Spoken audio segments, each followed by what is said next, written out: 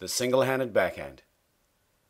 The single-handed backhand is divided into 4 stages, which is the setting up stage,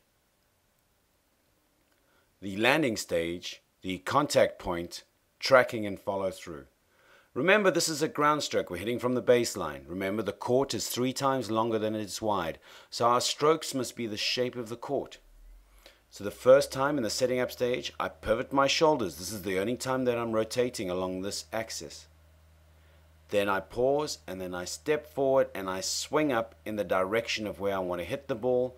Notice how firm my wrist is on contact, and I swing up and I try and keep my head the same spot. I don't want to move my head around. I don't want too many variables in my swing. So I split step, turn and pause. Look at my left elbow, it's quite up high. I've done the grip change, and then everything just drops together. I step into the ball and I swing up, hitting as much topspin as I can and trying to get the ball as deep as I can into the court. The single-handed backhand is a great weapon. Stage 1, the setting up stage, which is very important because it includes the ready position, which is the racket chin height, elbows away from the body. I do a split step. I do a grip change, which is kind of like a chest pass as I'm turning to the side. There's a pivot, and then there's a pause. I do the pause because there's a time buffer. Okay, split step. Look at my hands in line with my belly button. I've done the grip change. You see the change the grip from grip number 3 to grip number 1. My whole body is pivoting to my side. You don't see my feet, but my left toes are now pointing to the side fence. My shoulders are now 90 degrees to the back fence, and my head is watching the oncoming ball. The next stage is the landing phase.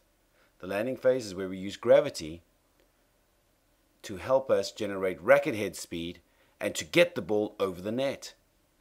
We try and keep a very small, compact swing. We don't have too many moving parts. This is a 3-point landing, so we call it the 3-point landing because the racket drops, the body drops, and the front foot steps in. And all 3 of these things happen at the same time.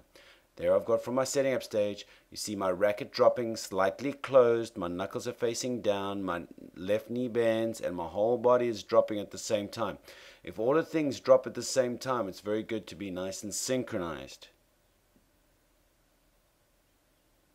The rhythm of actually stepping and hitting at the correct time really helps with your consistency. Trying to get at least 12 inches below the ball. You'll notice that in the landing phase, I really come from underneath the ball. It's almost as if the racket is getting behind the back knee. On the contact point, look how in front out the contact point is. My right arm is generally straight. The racket face is parallel to the hand. My hitting arm is straight, out in front and away from the body. And my non-hitting arm is straight parallel to the back leg. Notice that the body is staying sideways because my shoulder housing is in front of me. Look how in front of me and out wide I'm hitting the ball. There's a huge amount of gap between my hand and my belly button. The racket is dropped about 25 to 30 degrees away from my body. In stage 4, which is tracking and follow through, tracking means the racket is tracking the ball. It is following the ball. There is knuckle guidance. The racket is facing to where I want to hit it for as long as possible. The racket stays on the same side of the body. My front leg is straight, meaning all the energy is out of it, and my head remains still. I really try and minimize the amount of wrist movement, so I really want to swing from my shoulder. You want to be as efficient as possible. You want the least amount of adjustments in your swing.